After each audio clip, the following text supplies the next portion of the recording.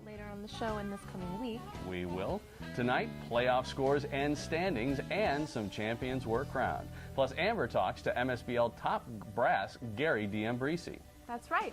And the big Legends throwback games tonight, Joel. And we've got a big announcement about the game coming up later in this show. You bet. You don't want to miss that. On that subject, I had a chance to speak with the head organizer of that game, Doc Elliott. And we thought we'd get going tonight by sharing that with you right now.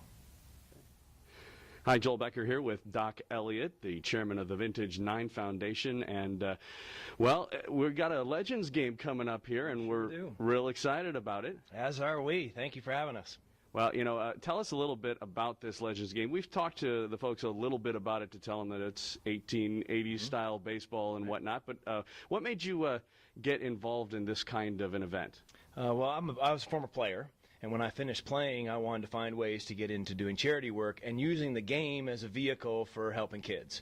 And over the course of a couple of conversations and getting involved with the group in California that plays vintage baseball in a regular league, it just occurred to me, what a great marriage. The history of the game with raising money with alumni who want to give back. And we're off and racing.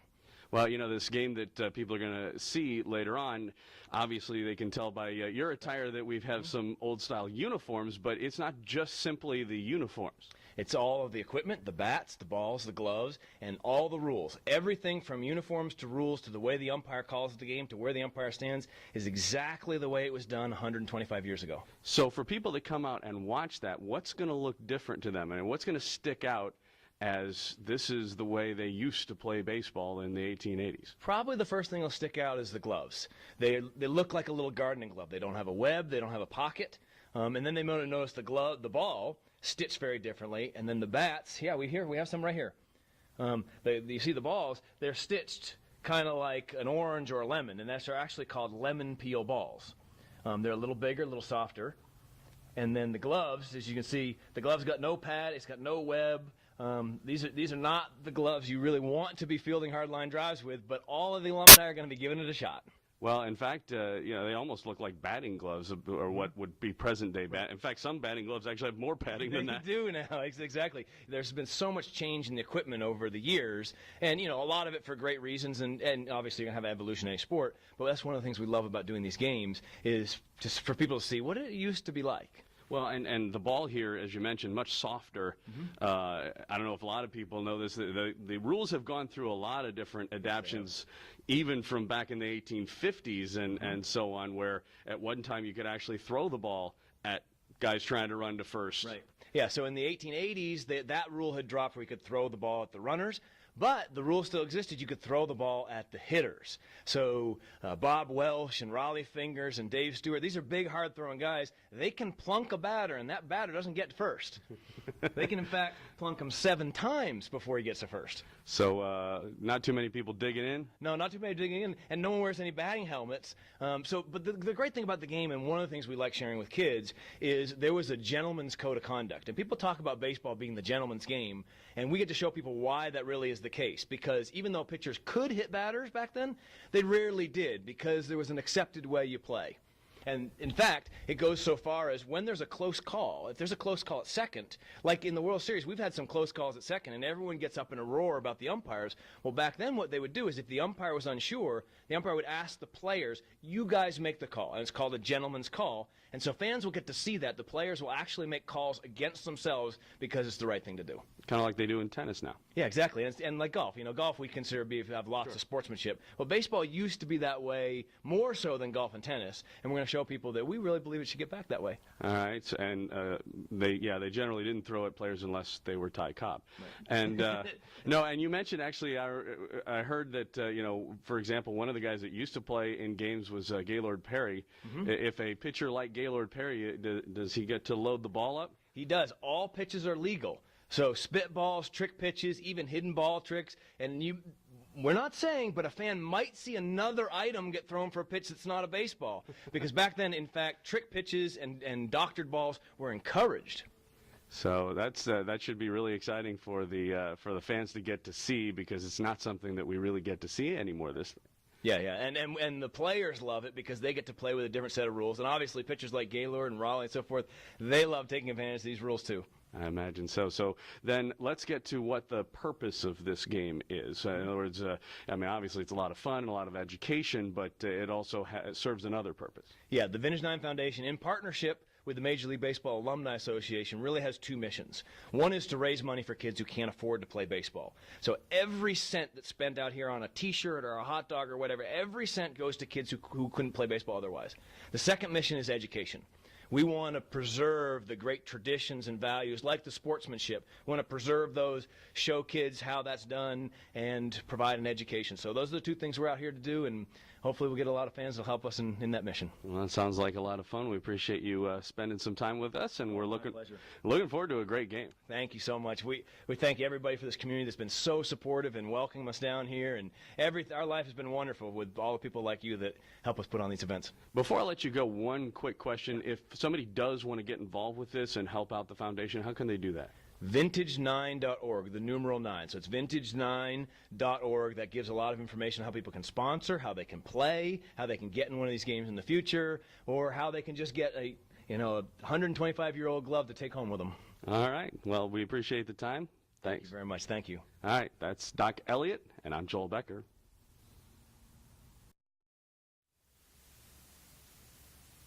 More about the Legends game later on in the show. Plus, stay tuned for our big announcement about the Legends game in just a minute. First, the big finish of the second week of the World Series is going on. Here are the latest scores and standings.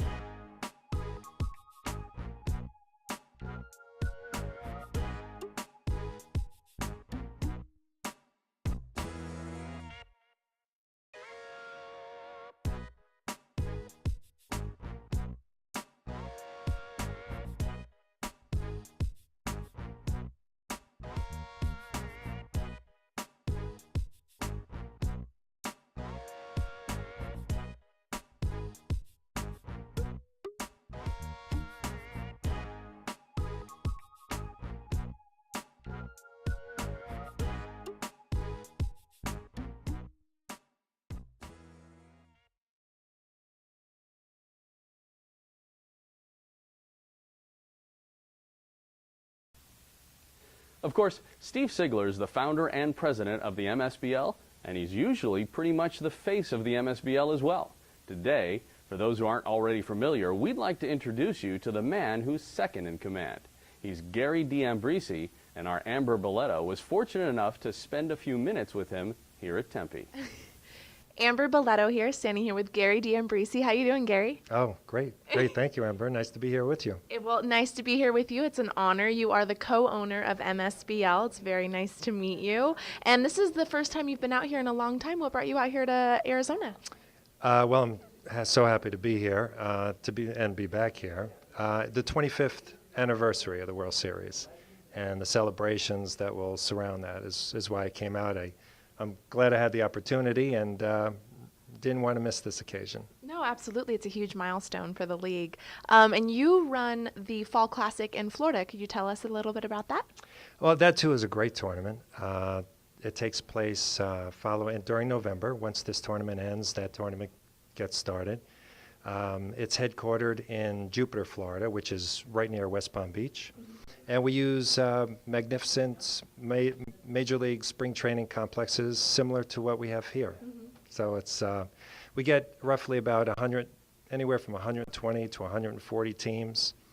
We have most of the same age groups represented with different skill levels in each. Mm-hmm. We're going into our 22nd year there. So it's been a great run, and it's still really exciting. Yeah, absolutely. Did you play baseball? I did up until college, okay. And then I played during summers, and how this actually all started for me is that after college, I was resigned back to softball like most everyone else, most guys, yeah. And I happened to see this little tiny ad that's not even an ad, notice that was in my local newspaper that was asking for guys 30 years old and over to play baseball. I had just turned 30. So I called the number, and I got a guy by the name of Steve Sigler. And we happened to live in the same town, and he asked me what I played, and I told him. He said, well, meet me down at the high school. So I went down, I threw to him, what have you, he says, you're on my team. So from that, it was, like they say in Casablanca, it was the beginning of a beautiful relationship. Mm-hmm. So that was the very roots of MSBL. And from that, we worked together, and all these years later, here we are. Yeah, one of the biggest leagues in the country. That's amazing. Well, congratulations. It's very nice to meet you. Are you going to be at the banquet tonight? I'll be at the banquet tonight. Most certainly looking forward to it. And I will say, I met Steve through this endeavor. And I would say the biggest blessing over all these years truly is all the wonderful friendships and acquaintances that have been formed and founded because of this common passion that we all have. Mm-hmm. So, just walking through Tempe Diablo and shaking hands, and of course the tournament in Florida, the reuniting of all these wonderful people. We're all blessed to have this in our life. Yeah, no, absolutely. That's one thing that I've been blown away by the sportsmanship and the friendships that are created through this, and the guys who keep coming back for spring break, as they like to call it. Right. Yesterday was a busy day with the banquet and preparations for today's Legends game. But there was a little baseball going on at the Tempe complex as well. Here's a look at some game shots. We head out to the big stadium, 65 and over playoff action. San Diego Angels Team America. Kenny Garrett here with the ground out 6-3 as Team America tries to get something going. Top of the eighth, trailing 15-1. Steve Nardi, though, with the base hit into left field. Maybe they can come back after winner take all in the playoffs. Nardi will actually head down to second base with the stolen base. Way to go, 65 and over with the slide into second safely. Bob Pearson, the catcher, coming out to talk to pitcher Rick Williams and maybe settle him down. But Tom Gottschall up next, and he will slap one into right field. That's going to score a run. And the Angels creeping back 15-2. They don't get any more runs in the inning, though. We go to the bottom of the eighth.